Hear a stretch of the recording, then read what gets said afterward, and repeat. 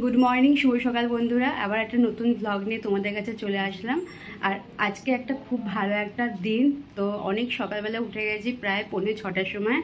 আর রাত্রিবেলা ঘুমটা হয়নি ঠিকঠাক। ট্রেনের এত সমস্যা, জানোই তো, শিয়ালদার ওখানে কাজ চলছে বলে মানে ট্রেন অনেক চলছে না, তো প্রচণ্ড সমস্যা। রাত 2:45টার সময় বাড়িতে এসেছে, ভোর 3:30-3:45টার সময় বাড়িতে এসেছে। ঘুমটা সেভাবে হয়নি এর জন্য। আর উঠে গেছি তো সেই 5:45টার সময়। তো এই রয়েছে। তো আজকে তো পুচকু ভাত খাবে, তো কাটাকুটি বলতে গেলে সব হয়ে গেছে। এই স্নান ঠান করে উঠলাম, তো পুজো টুজো দেবো। তো পুজোর প্রসাদটা প্রথমে মুখে দেবো, তারপরে পায়েস করবো, মানে পরপর করে যাবো। তো বোন আছে, দিদির মানিরা, মানে দিদি আসবে, সবাই আসবে মোটামুটি, তো হয়ে যাবে সবাই একসাথে করে। তো চলো ফটাফট করে নিই। পুচকু সকালবেলা অনেক সকালে উঠে গেছিলো, আবার 5টার সময় উঠে গেছিলো। তো আবার ওকে দুধ বিএম খাইয়ে দিয়ে ঘুমটুম পাড়িয়ে রেখে আসলাম। তো চলো তাহলে দিনটা শুরু করে নিই, ফটাফট সব করে নিই, ঠাকুর পুজোটা দিয়ে নিই।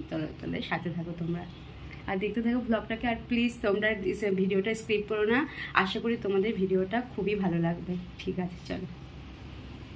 আমার পুজো দেওয়া কমপ্লিট হয়ে গেছে, তো এখন যাব হচ্ছে রান্নাঘরে। আর এখন বাজে দেখো 7:20 বাজতে যাচ্ছে। পুজো দেওয়া কমপ্লিট হয়ে গেছে, তো এখন যাচ্ছি প্রান্তিকাকে ডাকতে। তো প্রান্তিকার গানের মিস আসবে, তো 8:30টার সময় আসবে বলছিল। তো বললো পুচকুর তো এরকম আছে, তো তুমি একটু তাড়াতাড়ি আসো। 7:30টার সময় তো আসতে বলেছি, 7:20 বাজে, জানি না, ও সবসময় লেটই করে।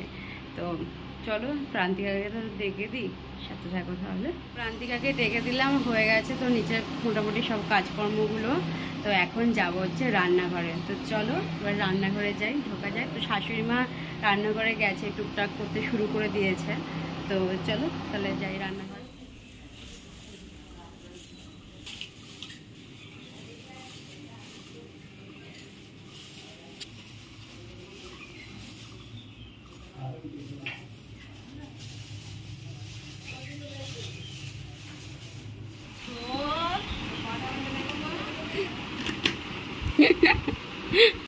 যা গরম পড়েছে, ঘেমে ঠেমে অবস্থা একদম কাইল হয়ে গেছে।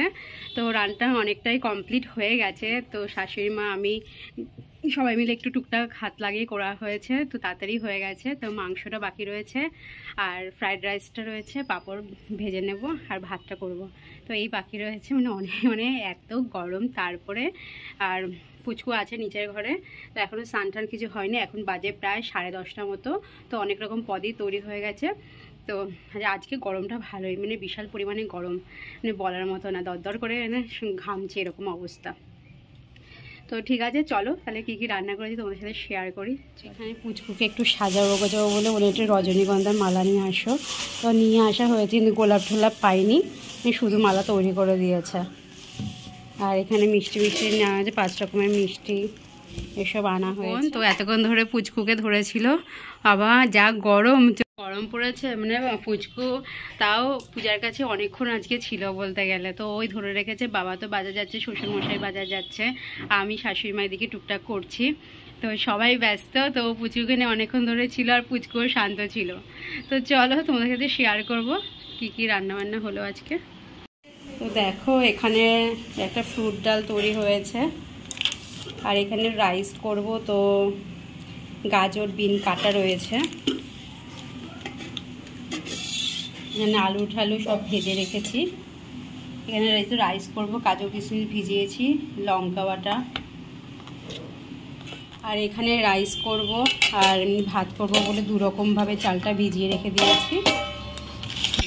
এখানে মাংসের চর্বিটা রয়েছে, তো এখনও ধোয়া হয়নি, ধোবো এটা। এখানে দেখো চাটনিটা হয়েছে, আর এখানে পাবদা মাছের একটা ঝাল তৈরি করেছি। এখানে রয়েছে উচ্ছে ভাজা, পটল ভাজা, আর পুচকুর জন্য 5 রকমের ভাজা তৈরি করেছি। এখানে রয়েছে ওল শাক, আর এখানে রয়েছে পায়েস।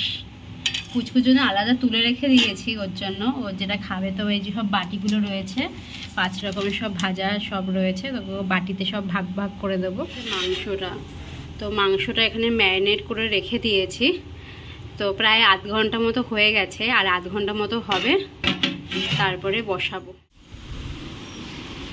যা গরম পড়েছে, পূজার তো অবস্থা কাহিল। তো কালকে একটু জ্বর চলে এসেছিল ওর, মানে ঠান্ডা রৌদ্রের মধ্যে এসেছে। আর প্রান্তিকা স্নান টান সব কমপ্লিট হয়ে গেছে, কালকে গিয়ে চুলটা কেটে আসলো। চুলটার অবস্থা যা হয়েছিল, তো এই হয়ে গেছে সব কিছু। পূজা স্নান করবে, টুকটাক মতো সব হয়ে গেছে। চলো ভাতটা বসিয়ে দিই। ভাতটা তাও হয়ে গেছে, 8 ঘন্টার মতো হয়ে গেছে ভেজানো। ভাতটা করে নেবো। আর পুজো তো এখনো চুপচাপ আছে, কিছু নিয়ম রয়েছে স্নান করানোর আগে, তো সেগুলো করবো। আর চলো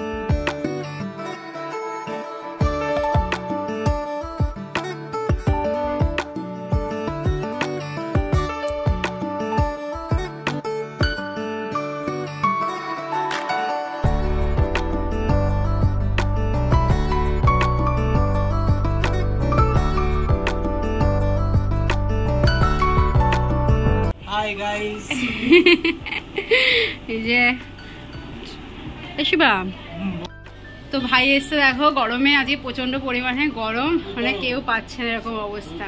তো 1:30 বেশি বেজে গেছে। তো পুচকুকে তো আশীর্বাদ হয়ে গেছে, তো এবার খেতে দেবো। তো চলো খাবার টাবার গুছিয়ে নিই একটু।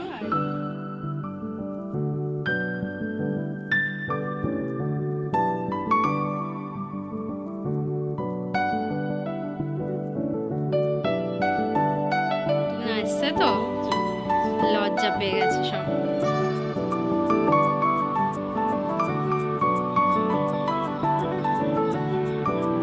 এই যে বাবা, মামা কোলে উঠেছো? হ্যাঁ যে মামা, হ্যাঁ এই যে শুনতে বাবা। যে বাবা, দাদুর খাওয়া হয়ে গেছে, এবার দাদু তোমায় ঘুম পাড়াবে। আমি ওপরে যাবো সবাইকে দিতে। কি খাবে? ও তো খেলো, ও তো এবার বমি করে দেবে আবার। কি না না, লাগলে আবার ভেজে নেওয়া যাবে।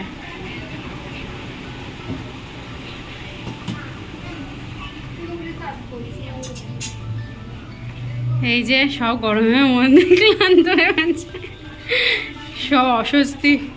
আবার এত গরম। এই যে দিদি এসে রান্না করতে শুরু করে দিয়েছে।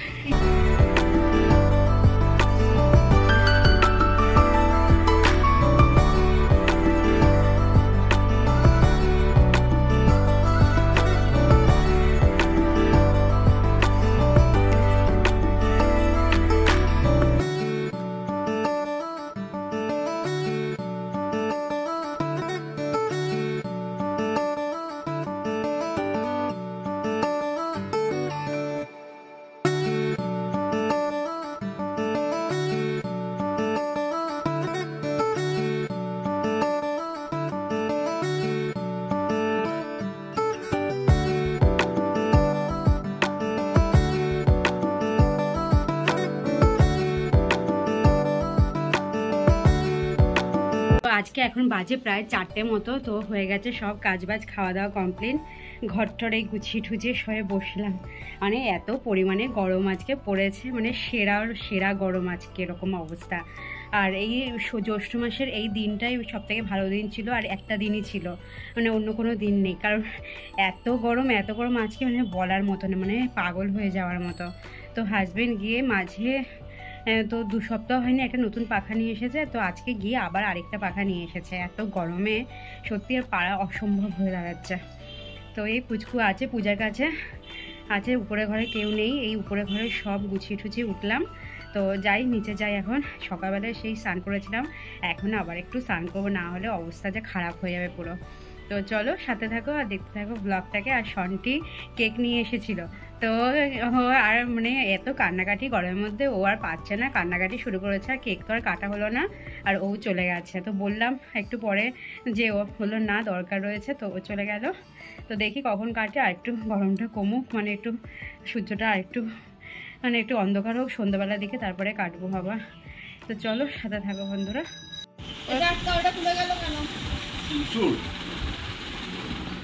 তো পুচকু ঘুমোচ্ছিল, তো তারপরে ঘুম থেকে উঠে গেছে। তো তারপরে সবাই বললো চলো কেক কাটি গিয়ে, আর এখন সন্ধেটাও হয়ে গেছে। তো সামনেই ছিল শাশুড়ি মা শ্বশুরমশাই অ্যানিভার্সারি, তো বললাম তোমরা দুজনও কেটে ফেলো, তো একসাথে মানে অ্যানিভার্সারিটা পালন করা হয়ে যাবে। Happy anniversary, happy 45 anniversary. দুজন দুজনকে খাইয়ে দাও, খাও বাবা। তো দেখো শাশুড়ি মা শ্বশুরমশাই কাটছে, আর পুচকু তাকিয়ে তাকিয়ে দেখছে এই দিকে। তো তোমরা সবাই পুচকুকে একটু আশীর্বাদ করো যেন ভালো থাকে।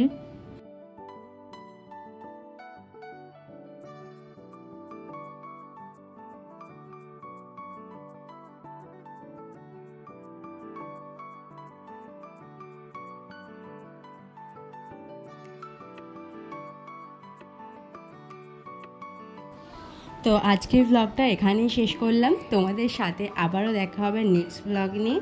তো কেমন লাগলো আজকের ব্লগটা অবশ্যই কমেন্টস করে জানিও, আর লাইক সাবস্ক্রাইব করতে একদমই ভুলে যেও না। তো নতুন বন্ধুরা পাশে থেকো, ব্লগটা এখানেই শেষ করলাম, টাটা।